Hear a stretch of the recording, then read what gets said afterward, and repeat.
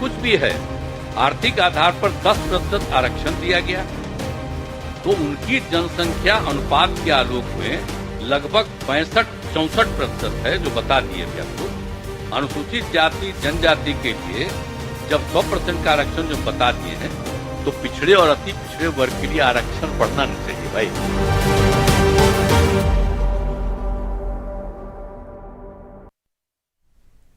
नमस्कार, बहुत स्वागत है आपका। आपके साथ मैं हूं आसिफ शेख। आप देख रहे हैं खबर पक्की है। बिहार का आरक्षण कानून कोर्ट में फेल हो गया। जातीय गणना के बाद बिहार सरकार ने आरक्षण की सीमा बढ़ा दी थी, लेकिन इस कानून को पटना हाई कोर्ट ने रद्द कर दिया। कोर्ट ने आज कहा कि सरकार ने कोटा को बढ़ाकर समानता के अधिकार का उल्लंघन किया था।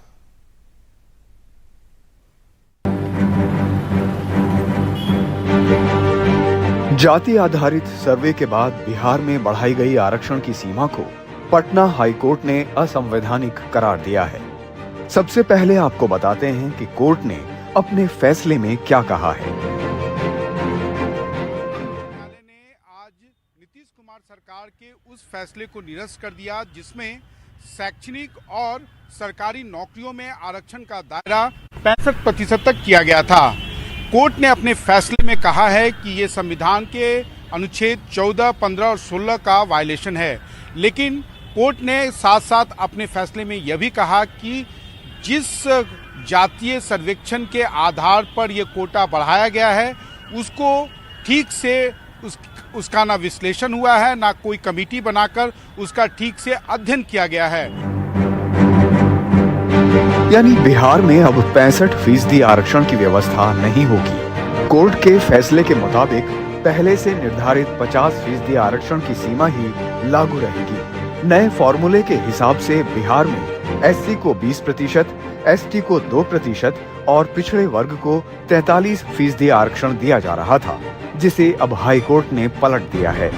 कोर्ट के फैसले पर बिहार सरकार सुप्रीम कोर्ट जा सकती है। देखते हैं उसका क्या ऑर्डर, एक्चुअल में हाई कोर्ट ने क्या ऑर्डर पास किया है उसकी जानकारी नहीं है। ऑर्डर को देखा जाएगा और उसको अब सक्षम कोर्ट में, फिर सुप्रीम कोर्ट में, और उसके खिलाफ में हम लोग जाएंगे, क्योंकि हम लोगों ने जो आरक्षण दिया है वो तो हम लोगों ने लीगल पॉइंट ऑफ व्यू को देखते हुए दिया था, प्रोविजन को और लीगल प्रोविजंस को देखते हुए रहा था। किन तथ्यों पर हाई कोर्ट की टिप्पणी आई है, रिमार्क आया है, जजमेंट आया है, उसको देख करके हम लोग। आपको लगता है कि जुडिशियल स्क्रूटनी वो स्टैंड कर पाएगा? नहीं, उसको प्रयास हम लोग करेंगे, हम लोग उसको लीगल स्टैंड लेंगे। उसका जो सक्षम, जो उसके सक्षम कोर्ट होगा, वहां पर हम अपील में जाएंगे। नीतीश कुमार बिहार में जब ये राजनीतिक फैसला लिया गया, तब नीतीश कुमार ही मुख्यमंत्री थे। नीतीश इस वक्त भी मुख्यमंत्री हैं। इस पूरे मामले में 5 सवाल पूछे जा सकते हैं। पहला सवाल, क्या आरक्षण के मसले पर बिहार के लोगों को ठगा गया है? दूसरा सवाल, बिहार सरकार अब इस मसले पर क्या करेगी? तीसरा सवाल, पक्ष और विपक्ष अगर दोनों साथ हैं तो फिर मुश्किल क्यों है और मुश्किल क्या है? चौथा सवाल, भला 65% आरक्षण कैसे दे पाएगी बिहार सरकार? और पांचवा सवाल, आरक्षण पर कहां चूक गई बिहार सरकार?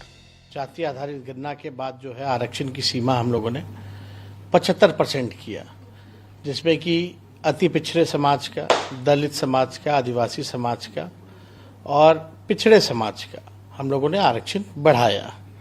और उस समय भी हम लोगों ने मांग की थी कि भाई इस आरक्षण को, कैबिनेट जो महागठबंधन का था उस समय, हम लोगों ने अनुरोध किया था भारत सरकार से कि इसको शेड्यूल 9 में डाला जाए।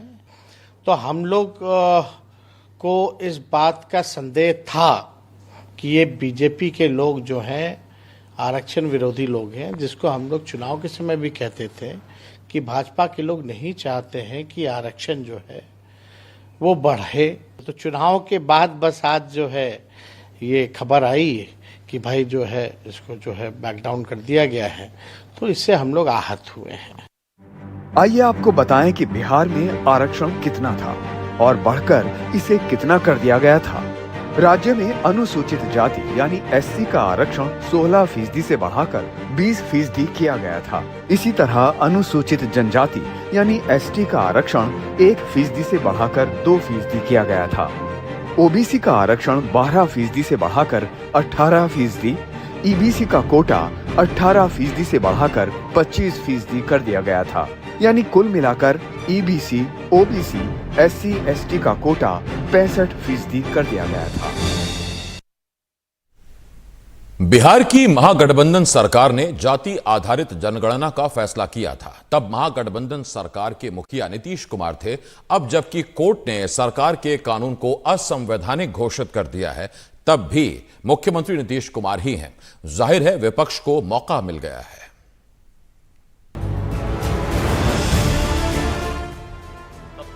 मुख्यमंत्री नीतीश कुमार ही थे, लेकिन सरकार तब महागठबंधन की थी, यानी नीतीश और लालू की पार्टी साथ साथ थी। तेजस्वी यादव नीतीश के डिप्टी थे। पिछले वर्ष नवंबर के महीने में नीतीश सरकार ने जातीय जनगणना के आंकड़ों को आधार बनाकर बिहार में आरक्षण का ग्राफ 65 तक पहुंचा दिया था। तो जो कुछ भी है आर्थिक आधार पर 10% आरक्षण दिया गया, तो उनकी जनसंख्या अनुपात के आलोक में लगभग 65-64% है, जो बता दिए अभी आपको। अनुसूचित जाति जनजाति के लिए जब 100% का आरक्षण जो हम बता दिए हैं, तो पिछड़े और अति पिछड़े वर्ग के लिए आरक्षण बढ़ना नहीं चाहिए भाई, इसका बढ़ना नहीं चाहिए। किसी भी दल ने आरक्षण का कोटा बढ़ाने को गलत नहीं बताया, लेकिन सवाल उठता है कि अब क्या होगा, जबकि हाई कोर्ट ने आरक्षण प्रतिशत बढ़ाने के बिहार सरकार के फैसले को असंवैधानिक ठहरा दिया है। पहले ये समझिए कि हाई कोर्ट ने बिहार सरकार के फैसले को समानता के अधिकार का उल्लंघन क्यों बताया। इंदिरा साहनी जजमेंट केस में सुप्रीम कोर्ट ने जो रिजर्वेशन एससी, एसटी और ओबीसी की कैप एक आउटर लिमिट फिक्स की थी, वो आउटर लिमिट 50% थी। यानी किसी भी परिस्थिति में एससी, एसटी, ओबीसी रिजर्वेशन 50% के बियॉन्ड नहीं जा सकता था। तो 50 से 65% करना, और ऐसे में जब 10% इकोनॉमिकली वीकर सेक्शन के लिए ऑलरेडी 106वें संविधान के संशोधन के मुताबिक जो रिजर्वेशन है वो है, उसको ऑनरेबल हाई कोर्ट ने कहा कि ये बिल्कुल तर्क संगत नहीं है, संविधान के नियमों के विपरीत है, और जो इक्वल अपॉर्चुनिटी सबको मिलनी चाहिए वो इक्वल अपॉर्चुनिटी के बियॉन्ड है। अदालत कह रही है कि आरक्षण की सीमा को बढ़ाना संविधान की मूल भावना के खिलाफ है, लेकिन पक्ष और प्रतिपक्ष दोनों आरक्षण की सीमा बढ़ाने के हक में हैं। जाहिर है नीतीश सरकार के फैसले में सहभागी रही पार्टी को बोलने का मौका मिल गया। पर्दे के पीछे से कौन लोग हैं जो ये काम करवाने को उत्सुक हैं, जिसमें वो बहुत ज्यादा उत्प्रेरक की भूमिका निभा रहे हैं। हमने जातिगत जनगणना के दौर में भी देखा। मैं आग्रह करूंगा नेता प्रतिपक्ष हर चुनावी सभा में तेजस्वी जी बोलते रहे, इसको 9वीं अनुसूची में शामिल करिए, इसको 9वीं अनुसूची में शामिल कीजिए। देखिए उस ना करने के नतीजे में क्या हासिल हुआ। अभी भी आग्रह करेंगे, हमारे नीतीश जी की कृपा से ही एनडीए की सरकार चल रही है इस बार, तो वो कम से कम लोगों की आकांक्षाओं के अनुरूप तुरंत ऊपर की अदालत में जाकर के अपना जो हकूक है एक बड़ी आबादी का, उसको हर तरह से उसको कोट किया जाए। आखिर ये 9वीं अनुसूची क्या है जिसका बार बार जिक्र हो रहा है? दरअसल 9वीं अनुसूची केंद्र और राज्य सरकार के उन कानूनों की लिस्ट है जिन्हें न्यायालय के सामने चुनौती नहीं दी जा सकती। 9वीं अनुसूची में कुल 284 कानून शामिल हैं। इन कानूनों को न्यायिक समीक्षा के लिहाज से संरक्षण हासिल है, यानी इन्हें अदालत में चुनौती नहीं दी जा सकती। लेकिन इसका दूसरा पहलू भी है। केशवानंद भारती केस में बताया गया था कि कोई कानून अगर मौलिक अधिकारों या संविधान की मूल संरचना का उल्लंघन करता है तो उसकी न्यायिक समीक्षा की जा सकेगी। जाहिर है बिहार के इस मसले का कानूनी पक्ष अभी और आगे तक जा सकता है। ऐसे में आपका ये भी जानना जरूरी है कि किस राज्य में ऐसे कानूनों की मौजूदा स्थिति क्या है।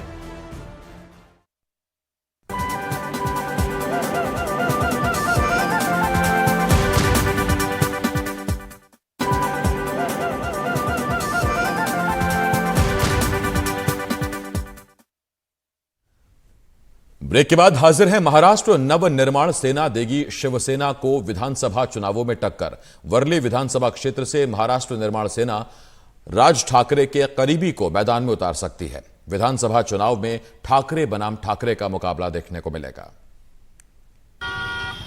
मुंबई की वर्ली विधानसभा सीट यहाँ से मौजूदा विधायक हैं शिवसेना उद्धव बालासाहेब ठाकरे गुट के आदित्य ठाकरे।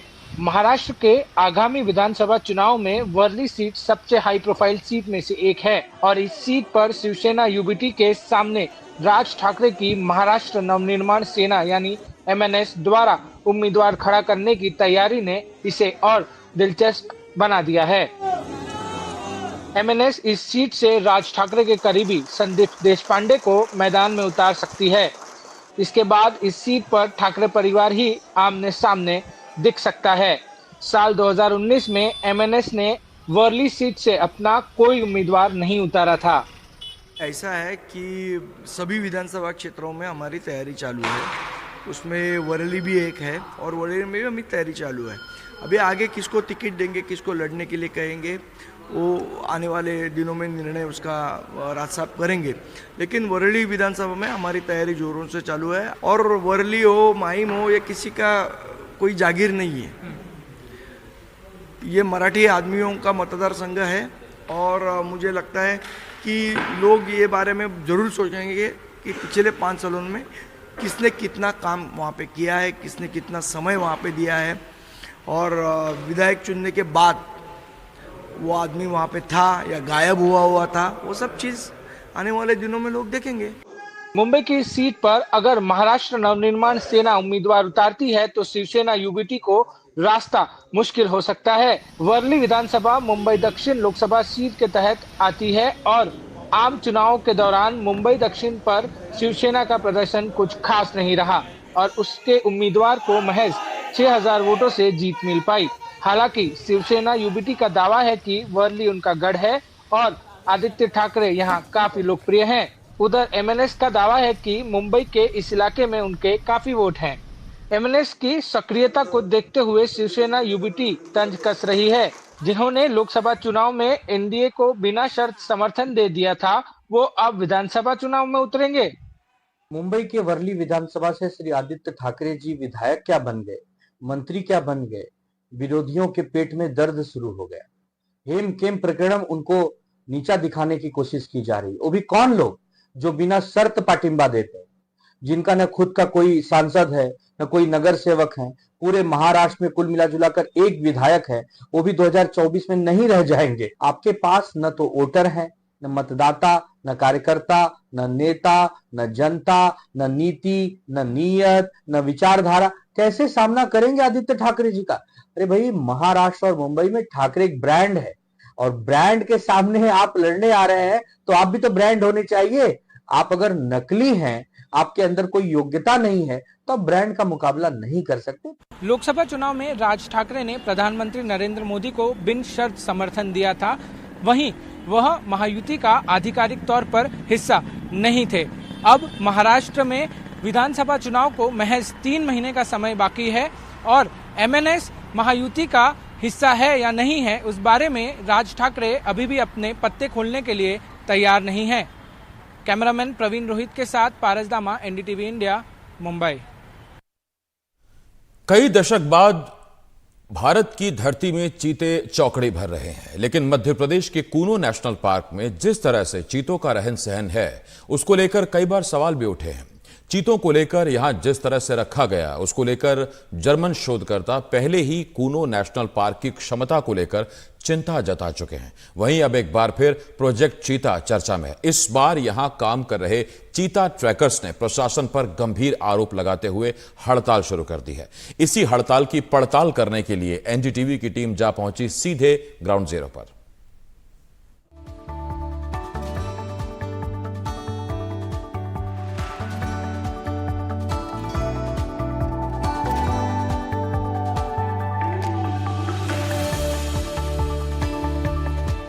कूनो में 13 शावकों सहित कुल 26 चीते हैं। विदेश से आए इन मेहमानों को कूनो ने अपना लिया है।